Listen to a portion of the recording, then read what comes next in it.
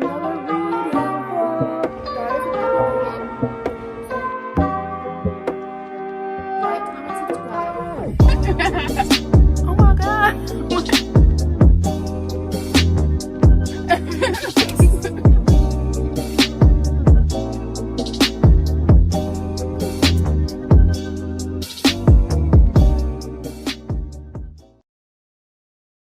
Hi everybody, welcome to my channel. My name is Lauren and this is Lauren's Library.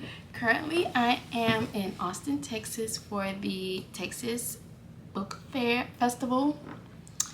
It starts today at 11 o'clock. And my first panel that I want to attend is the Texas Authors on Navigating Black Womanhood in America.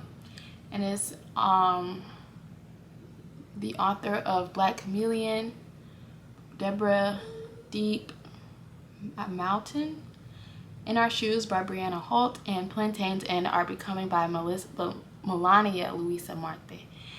And then the other panel I wanted to go to today is Dangerous Secrets and Unlikely Allies. This is a YA panel with Alexandra Bracken, Gabby Burton, and David,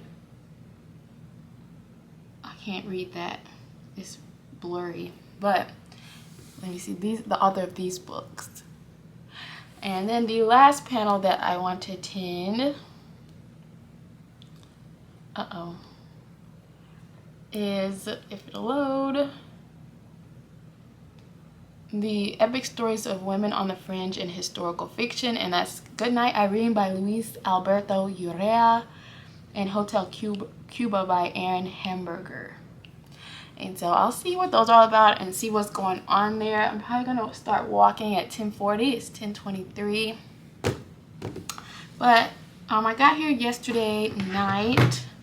But I started reading The Trials of Apollo. This is the book I brought with me by Rick Riordan. I haven't read the last two books of The Trials of Apollo yet. They've been sitting on my shelves and just collecting dust. I don't know why I haven't picked them up, but I want to finish them before I reread Percy Jackson and the Percy Jackson series before the TV show comes out. So I need to read the newer books first and go ahead and finish these out before I start my reread. But last night I didn't get really far. Since I had to drive here last night, I only got to page 35 before I went to sleep. But I hope y'all enjoyed today's video, or this weekend's video. This is gonna be like a little weekend vlog, and because I'm excited to see what this festival is gonna be all about. And I'll talk to y'all when I'm on my way there. Bye.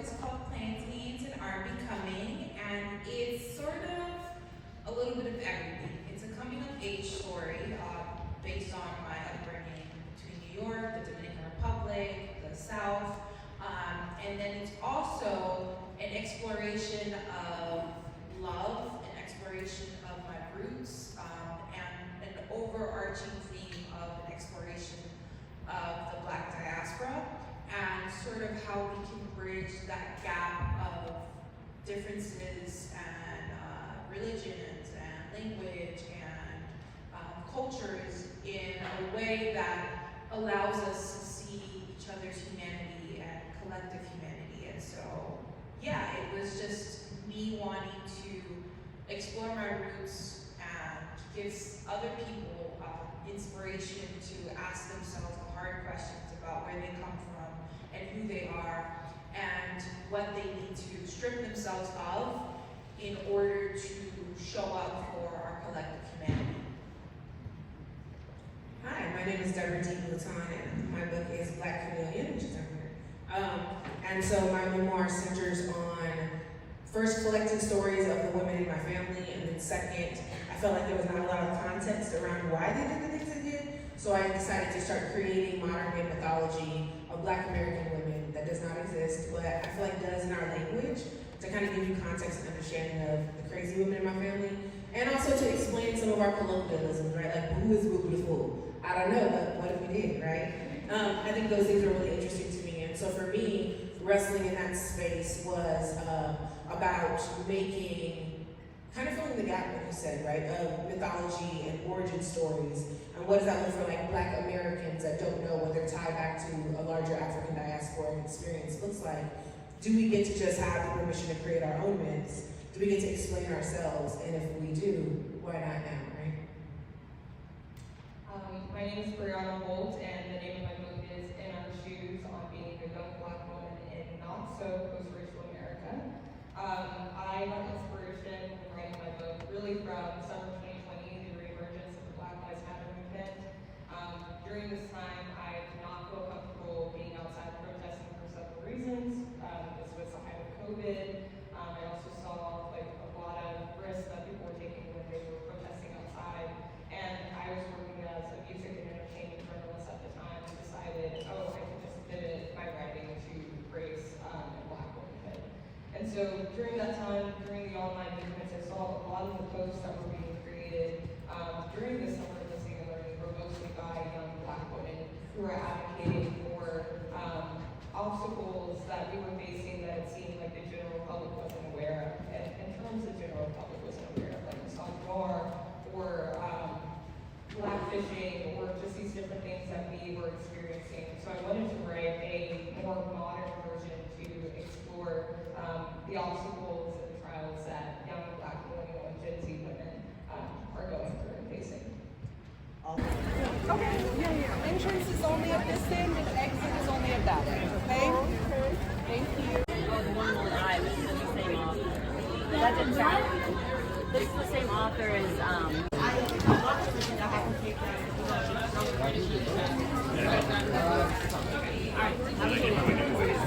Tell you a little bit about the true story that inspired my novel, Hotel Cuba.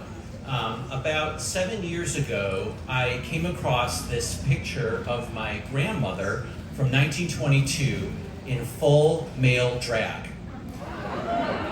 And if you buy a copy of the book, there's a copy of the picture in the book, so you can, or come to the signing and I'll have it with me and you can take a closer look. So just for reference, my grandmother, and by the way, my cousin from Austin, Shelley, is here. She can attest, my grandmother was not the type of person who would like run around in male drag all the time. She was a sort of typical Yiddish bubby. So she would always be very... People have said like, oh, like sirens, aren't they Greek? Sure, there are Greek sirens, you know, there were Irish sirens. There's, I mean, any culture that's near any sort of body of water will have some sort of siren mythology in all countries around the world.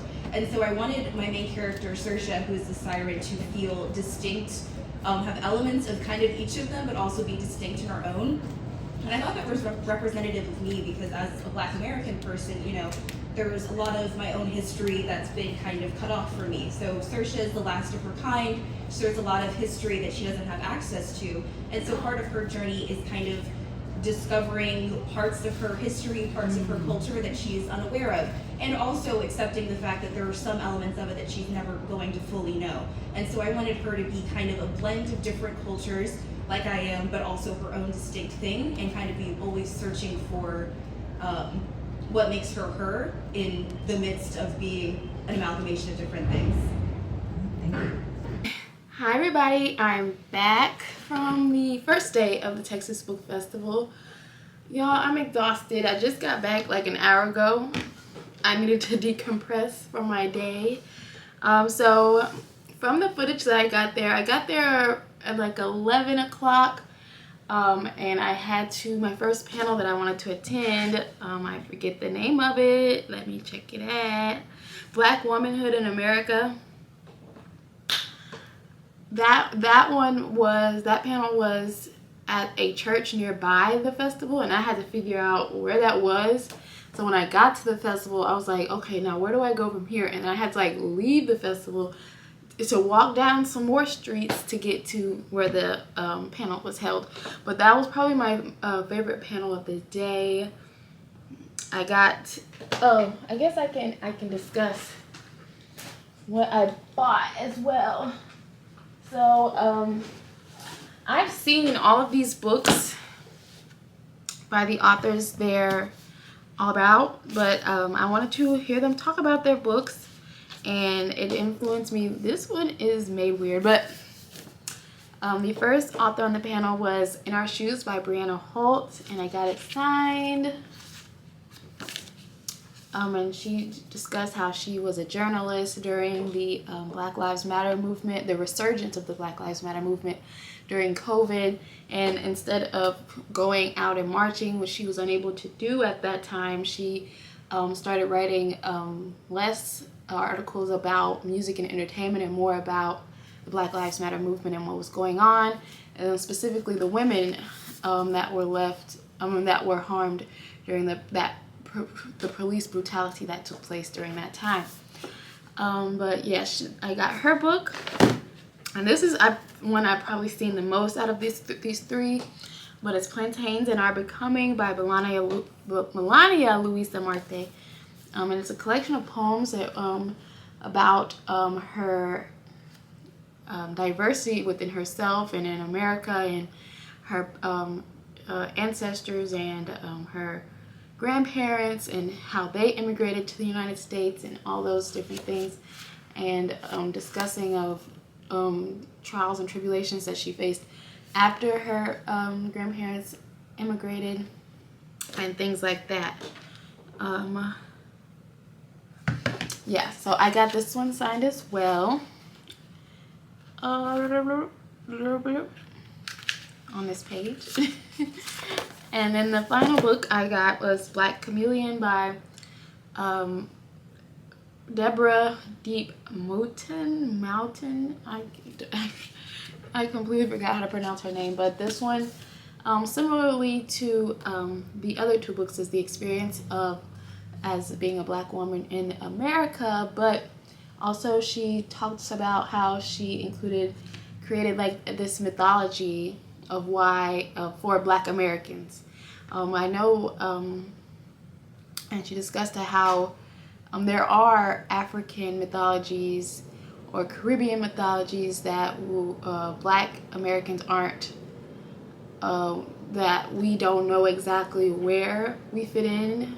A lot of us don't know.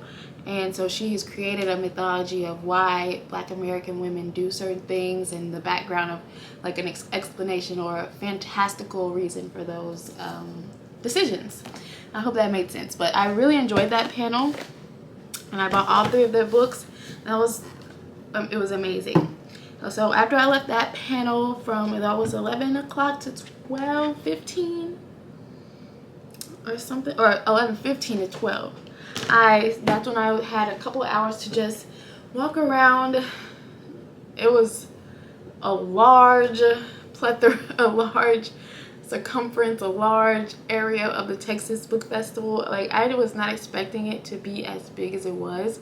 It's 100% bigger than the Mississippi one, because the Mississippi one is just the Capitol and the one side of the Capitol, in front of the Capitol, and a church on the outside. That's all it is. But it felt like there were so many dividends of where I could turn and what street I could go down, and there would be tents set up for the Texas Book Festival. So I don't even know where to start. Oh, for my first stop, I don't see it. It's in here. Oh, my first stop was at the merch tent. The theme, or like the art, just like the Mississippi Book Festival, there's like an art piece that they choose to be like the theme of the festival, or on like placed on all of the merch for the festival. But I didn't really like it. It's a cowboy collage thing, so I didn't really want it. But so I got just like a plain Texas Book Festival t-shirt. It was just $10. Ooh. But I talked to this older couple that I was in line with in one of the tents, and they were talking about how she collects a poster every year. Like, they have these huge posters of the art piece every year, and I was like, that's so nice. And she said she gets them framed, and they come and get one every year. But when I left the merch tent, I went to the Book People. I think I'm not 100% on this. This is cute. I like this. I want to look through this tonight.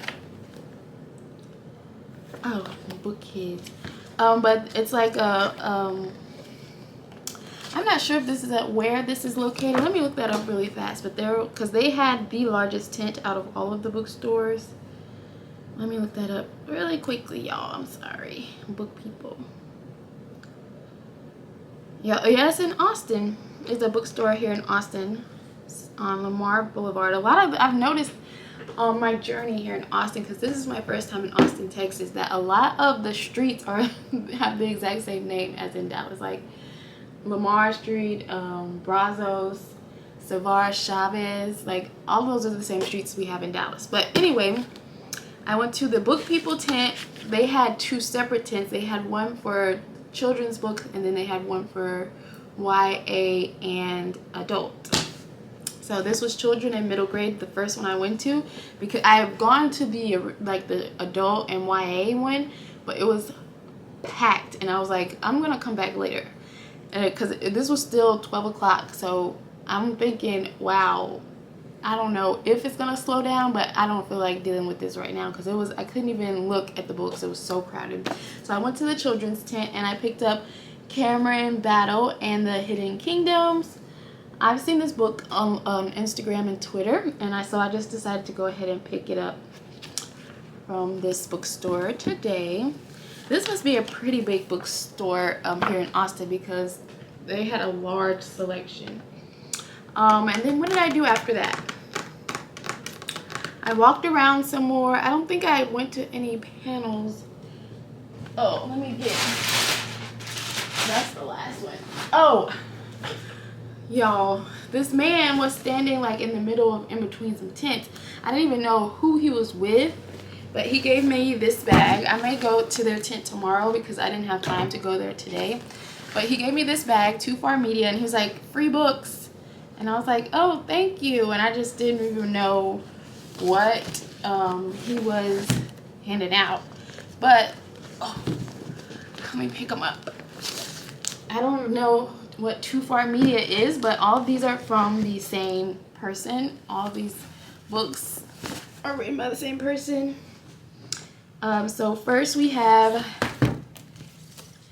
Dissolve by Rich Shapiro. I'm not sure what this is, but I scanned them briefly. Too Far Media, a multimedia storytelling experience. Yeah, I'll probably go by their table tomorrow to see exactly what they're about. And if they try to hand me another bag, I'll be like, girl, y'all already gave me one. And I don't even know what I want to do with it at this point. But I think they're all like a science fiction. That's what I get from the covers. An Aging Gem Hunter. Yeah, I'm not really sure what I'm going to do with these. Dreams of Delphine by Rich Shapiro. I remember this one the most, I think, and it's about a guy whose sister passed when they were 8 years old. They're his twin sisters, and all of a sudden his sister starts showing up in his dreams now that he's become a father. Yeah. Next, this one's an Island Fruit Remedy by Rich Shapiro. Beneath Kaki's Wings by Rich Shapiro. They all look kind of science fiction-y, but I'm not 100% sure. The Slide That Buried Rifle by Rich Shapiro. And those were all given to me by some random man. He wasn't even standing by his tent, but he was like, our tent is over here. He like pointed, but I saw them like in the back. So I'll go by tomorrow and check them out. But I got this big stack of books from them. And then all the other tents were smaller bookstores, like self-published authors. But I really didn't have time to like stop and check out everyone's table. I wish I could, but there were just so many.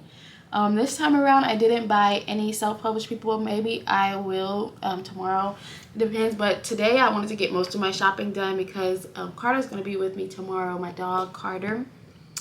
And so today I didn't want to be like carrying everything, but so my goal is tomorrow not buy anything and just go to the panels that I want to go to, but we'll see. That was a lot.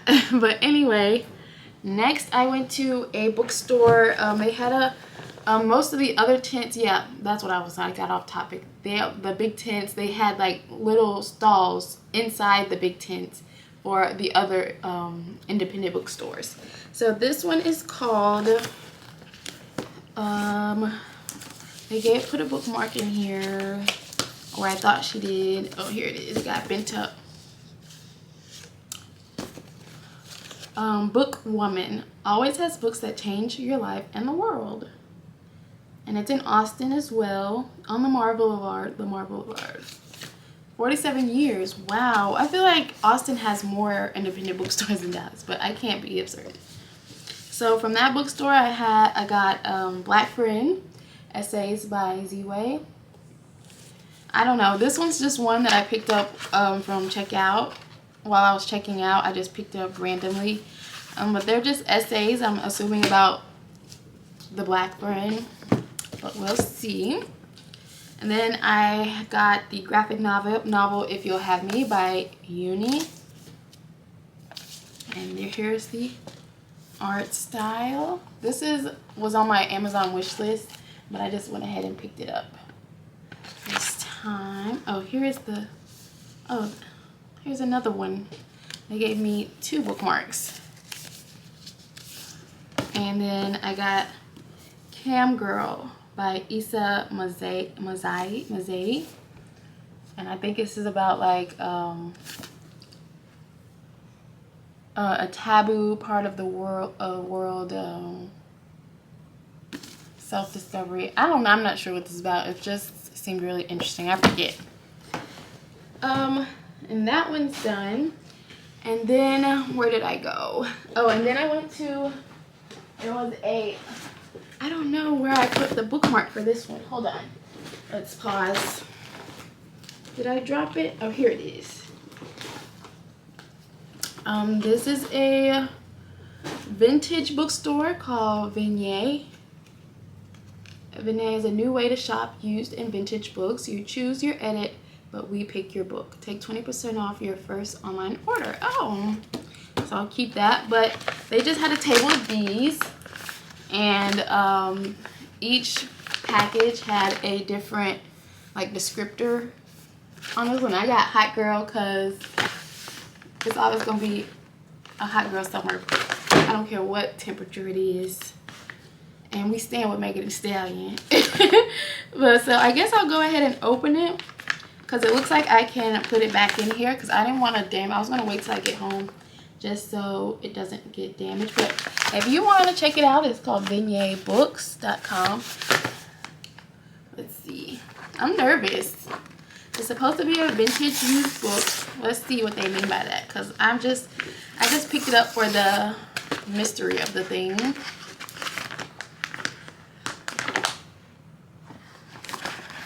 Okay, can y'all see?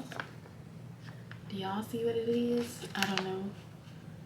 It looks like you can tell. Telling: Confessions, Concessions, and Other Flashes of Life by Marion Wink. When was this published? What constitutes a vintage book? Is it just like before the 2000s?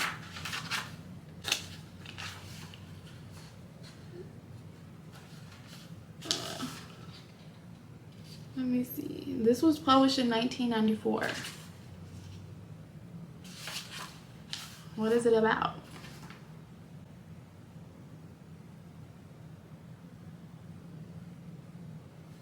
I think they're just short stories about sibling relationships, psychedelic drugs, parenthood, AIDS, and breastfeeding in public, with a cast of characters ranging from hapless house guests and bad news bows to gay friends, hero friends, and friends you love to hate. Okay, interesting. That was fun. Okay, and so after that, I went to, there was the infamous what is the name of that store? They're always on Instagram, but I can't think of their name. It's a romance bookstore. I think I looked them up on Instagram.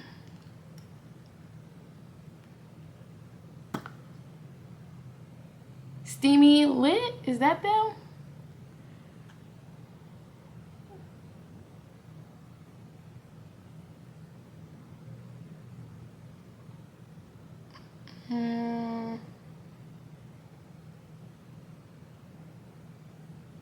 Yeah, Steamy Lit. But do they have a store? Do they have a brick and mortar? I'm not sure if it's just an online thing or if it's a brick and mortar somewhere. But since I'm not in my hometown where I reside, at this point the Wells Fargo was just like, girl, is this you swiping this card? And I didn't get the text until like it kept coming. I was like, why is my card declining? And that is so embarrassing, even though you know you got the money. Like, but I didn't, my phone was put away, so I didn't even know they had sent the text. And so I left that tent and I sat down to collect myself, and I'm like, what is going on? And that's when I pulled out my phone and saw that they sent a text in, like, we need you to confirm this purchase, that this is you and you're in Austin, Texas. Because obviously I never call and let them know that I'm traveling, which I now know you're supposed to do. I never think about that, but I was gonna go back and be like, y'all, I got money. I got money, so it was just a confusion with the bank. But then I was like, you know what? That was a sign. I don't need the books I was about to get. But I was about to get an Alexa Martin book. And the book that I really wanted, I can't even remember the name of it to like put it on my wish list or like look for it somewhere else. Because they were like special edition book. They were like, oh, these are our special editions. And I'm like, these look like the same cover that's like online, but I didn't want to say anything. But they were like, oh, this is $30. Like one book, I put it down. It was like one book, I can't remember the name of it, that I was looking at, and the girl at the booth, she was like, oh, this is our special edition. It was like wrapped in plastic, and that was the reason I picked it up, because I was like, why is this wrapped in plastic? But apparently it's like a special edition, but it looks the same. Like the cover looks, I didn't see anything special about it. It's basically what I'm getting at. But anyway, I took it as a sign that I didn't need the books that I had chosen from that tent, and I left and went, where did I go? Oh, I went to my next panel. I have clips from that. And that was the... So the way I chose the panels I wanted to go to are books that I thought were interesting, because they have it... Oh, you can't see that. They have the books, like the cover of the books listed with the time and the location of the panel. And so I was interested in this book, Hotel Cuba by Erin Hamburger, and I didn't even realize the name of the panel until I sat down when the panel was starting. But the name of the panel that I went to at 1:45 was Epic Stories of Women on the Fringe in Historical Fiction. And then I was sitting there, and then I looked at the book, because they have like this on like the prompt on the what do you call it, the printout, or like the, like on behind them, on the screen behind them, I can't think of the word. And then I'm like, oh, that's the name of this panel, but there aren't any women authors on the panel. I just think that was an unfortunate name for that panel, but the books did sound interesting. Hotel Cuba was, he said, was inspired because he was going through his grandmother's things when he found a picture of her in male drag, and he decided to shape a story on her story of surrounding that picture, and he said it's included in the book. But I don't think I'm gonna pick it up this weekend, maybe another time. It's on my Amazon, or I mean my Goodreads to be read pile now. And the other book, Goodnight Irene, he said his mother was a World War II vet. She was called a donut girl. So basically, her and some other women would drive around in a truck and follow the soldiers and prepare them donuts and coffee and things like that. But their books do sound interesting. Like I said, it's just an unfortunate title for a panel with 2 men authors. But anyway, I left that one early because I needed to get to the Dangerous Secrets and Unlikely Allies action-packed YA Romanticities tent, or YA HQ tent at 2:15, and that included Alexandra Bracken's Silver in the Bone, Sing Me to Sleep by Gabby Burton, and Secret of the Moon Conch by, David Bowles and Guadalupe Garcia McCall. I decided to go to this panel is because I have Sing Me to Sleep by Gabby Burton. It's at home, but I haven't read it.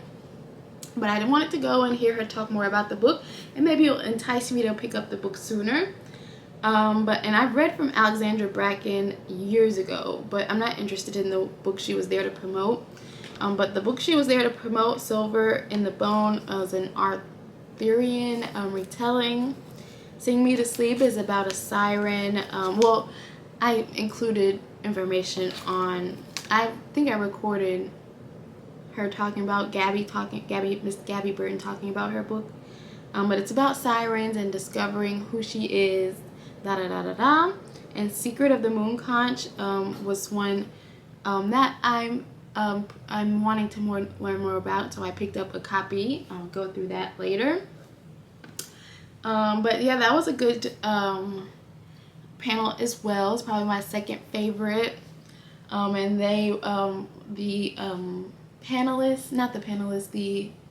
moderator of the panel, she brought up the topic of the word or term romanticy, and is it a hindrance to novels that get that label, or is it a downplay? Does it downplay the craft of that book that gets that label? And the author discussed their opinions on that, and I don't know, it just sounds, I can't really say, it just seems trivial to me. But anyway, but the other discussions were good as well. Like, it was a fun discussion of why they decided to choose these mythical or folkloric topics for their books and things like that. But I included some clips. I think I got some from that panel. Once I left that panel, I returned to the busiest tent that there was, but a lot of them were busy. But let me get the last bag. Book People. Oh, it's on here. Community Bound by Books. I'm coming back to Austin one of these days and going to these bookstores like outside of the festival, because I feel like y'all just got a lot, Austin. But I'm really excited about let me get these out before I start talking. Okay, so the first book I picked up from the Book People tent was Secret of the Moon Conch, because listening to the 2 authors talk about their book made me want to go get a copy and pick it up. It's a YA novel that's we have the main character, the woman main character or girl main character, because it is YA. She lives nowadays, but I don't think they really said, but she ends up communicating with this boy who is 500 years in the past, around the time of when the Aztec Empire is about to fall, and I think they communicate through this moon conch, and I'm very excited to see what this is about. I'm excited about this one. I am. Next, I got someone's panel that I'm attending tomorrow. Brooms by Jasmine Walls and Tio Duval. I think this is, this is why I picked up, because Mississippi. If you did not know, I'm from Mississippi. But it's set in 1930s Mississippi. Magic is permitted only in certain circumstances and by certain people. Unsanctioned broom racing is banned. So I think they race on broomsticks. Interesting. But here's the art style if you're curious. Very simple, cute.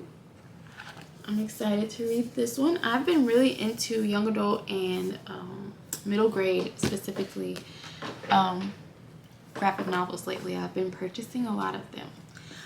Next I got Who the F Are You by Huda Fahmy. And this is about a girl whose parents have moved her to Dearborn, Michigan, to a prominent Muslim population in Dearborn. And so she's no longer the girl with the hijab. And so I think it's just her adjusting to this new area. Yeah, I'm curious about this one. And this is a graphic novel as well. Here's the art style. And lastly, I got Before I Let Go by Kennedy Ryan. I just finished this via audiobook, and y'all, it's probably my favorite book of the year currently. I loved it so much. So I bought a copy, a physical copy, and hopefully I want to go to her panel tomorrow as well. But it's really late in the day is the only thing, and I gotta get back to Dallas. So I'm hoping I'm gonna feel up to staying and listening to her talk about this book. But yeah, but if you don't know, Before I Let Go follows a couple who divorced 2 years previously, and Josiah and I could look at the back of the book, but I remember I just finished. Her name is Yasmin. They divorced 2 years previously, or 2 or 3 years. And Josiah has recently started dating. They own this restaurant together that they continue to run together after their divorce. And Josiah starts dating the head chef at their restaurant, and it just opens up a whole can of worms about why they divorced and why they separated and all of those things. This is a book people have been talking about probably since its release, and I've always been hesitant to pick it up because triggering, but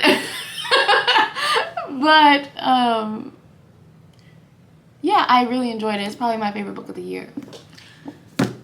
And so after I finished my shopping at Book People, I went and got something to eat from a food truck and then walked back to my hotel. And now I'm about to go to bed. I'm exhausted, but it was fun, and I can't wait to go back tomorrow and wrap up my experience at the Texas Books Festival, and I'll talk to y'all then. Bye-bye. Hi, everybody. Where do I start? So I'm on my way home from Austin. I went to one last panel at the Texas Book Festival this morning. The Fantastical Twists on Historical Events, or something like that is the name of the panel. I'll put something up, and it was with Neal Shusterman, and promoting his new book about the Holocaust. I can't think of the name. I'll have it all up. And Jasmine Wall's book Brooms, about a group of witches. It's a book I purchased yesterday in order to get signed today. It's about a young group of witches in 1930s Mississippi who raced on broomsticks. But it was a very interesting panel. For some reason, out of all the panels that I went to this weekend, this panel, they told us we couldn't film or record or take pictures or anything. I'm not sure why. So I don't have any footage from the panel, but it was very interesting.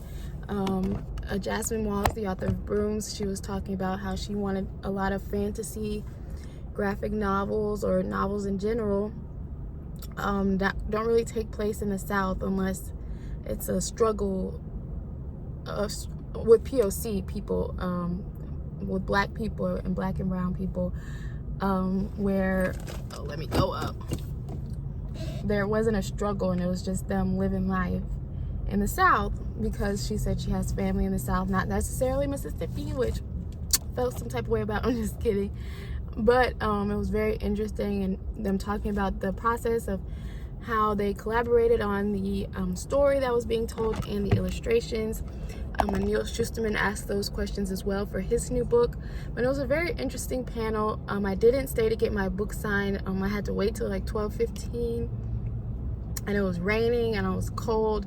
So Carter and I just left, and there was another panel with Kennedy Ryan that I wanted to attend at 3:45, and then another one at 5, and those are just too late in the evening in order for me to get back home at a decent time and get to work in the morning. So I did not attend those, unfortunately. I really wanted to.